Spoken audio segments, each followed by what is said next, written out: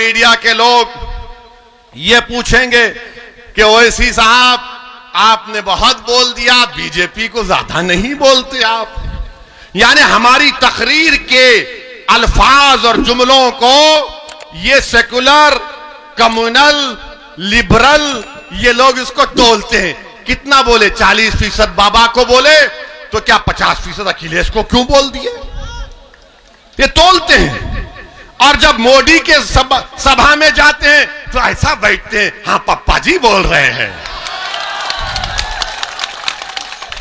समाजवादी के सभा में जाते हैं तो भाई नेता बोल रहा है, भैया जी बोल रहे हैं। और हम जब बोलते हैं तो कितना बोले तोलते हैं। हम क्या कोई टमाटर बेच रहे हैं यहां पर? याद रखो मेरे अजीज दोस्तों और बुजुर्गों, फिरौन को भी बड़ा गुरूर था। फिरौन को बड़ा गुरूर था कि मेरा इख्तिदार खत्म नहीं होगा। अब ये मुख्यमंत्री और नरेंद्र मोदी को भी बड़ा गुरूर है कि हम इख्तिदार पर रहेंगे आइंदा 20 साल। इंदिरा गांधी को भी यही ख्याल था कि मुझे कोई नहीं हरा सकता। मगर सियासी तारीख गवाह है कि जिस किसी ने यह समझ लिया कि इख्तिदार पर हमेशा रहेंगे, कुदरत ने उनको इख्तिदार से बेदखल किया। इंशाअल्लाह ताला वो दिन दूर नहीं है जब उत्तर प्रदेश में योगी और बीजेपी की सरकार नहीं बनेगी इंशाअल्लाह ताला। मगर मेरे अजीज दोस्तों और बुजुर्गों, मेरे गयूर नौजवानों, आपको अपने उतरौला से अपने एक बेहतरीन विधायक को कामयाब करके लखनऊ को भिजाना है। उतरौला की तरक्की के लिए आपको यहां पर उनको कामयाब और कामरान करना है।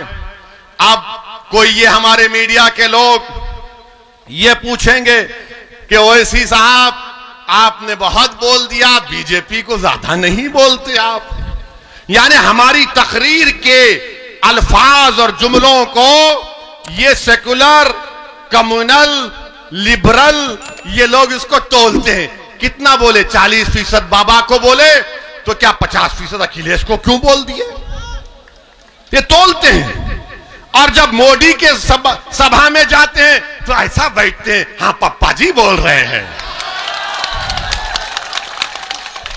समाजवादी के सभा में जाते हैं तो भाई नेता बोल रहा है, भैया जी बोल रहे हैं। और हम जब बोलते हैं तो कितना बोले तोलते हैं। हम क्या कोई टमाटर बेच रहे हैं यहां पर?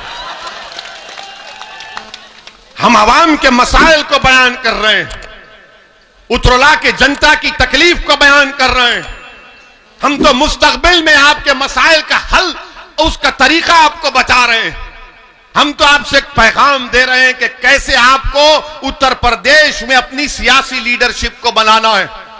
जब 9% यादव अपनी लीडरशिप को बना दिए, मुलायम सिंह यादव और उनके बेटे को अपना नेता बना दिया।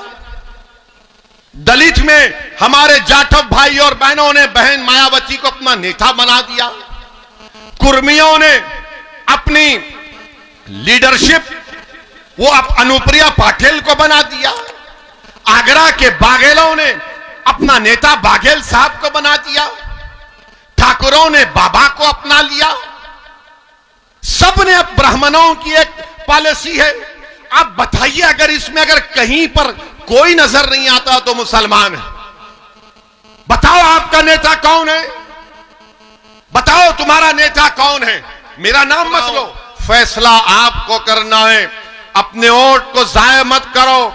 याद रखो, अगर आप उतरौला से डॉक्टर अब्दुल मन्नान को कामयाब करेंगे तो यकीनन बातिल तूफानों में आप एक चिराग को रोशन करने के बराबर होगा। ये फिरका परस्ती के सैलाब में डॉक्टर अब्दुल मन्नान की कामयाबी एक उम्मीद की किरण नजर आएगी, न सिर्फ उतरौला की आवाम और जनता के लिए, बल्कि वो सेकुलर जहन रखने वाले उन तमाम भारत के लोगों को जिनके दिलों में आज भी गांधी, अंबेडकर की मोहब्बत बरकरार है। हाँ, अगर वो लोग कामयाब होंगे तो याद रखो, ये कामयाबी सेकुलरिज्म की नहीं होगी।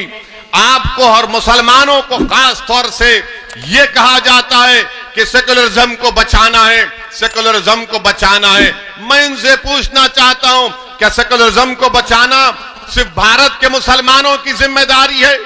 क्या सेकुलरिज्म को बचाना हिंदुओं की जिम्मेदारी नहीं है? क्या सेकुलरिज्म को बचाना 9% यादवों की नहीं है, 9% यादव है और 2-2 मर्तबा उनका मुख्यमंत्री बन जाता है। क्या सेकुलरिज्म को बचाना हमारे दलित भाइयों की जिम्मेदारी नहीं है? क्या सेकुलरिज्म को बचाना हमारे ओबीसी भाइयों की जिम्मेदारी नहीं है? क्यों नहीं ये सब लोग मिलकर इनसे कहते हैं कि सेकुलरिज्म को बचाओ, मगर सेकुलरिज्म को बचाना सिर्फ मुसलमानों के गले में जिम्मेदारी डाल दी जाती है। हमारे गले में सांप डाल दिया जाता है और हम इस सांप से बचाने की अपने आप को कोशिश करते हैं। ये सांप हमको ही डसता है, उनको नहीं डसता। हम बर्बाद होकर रह गए।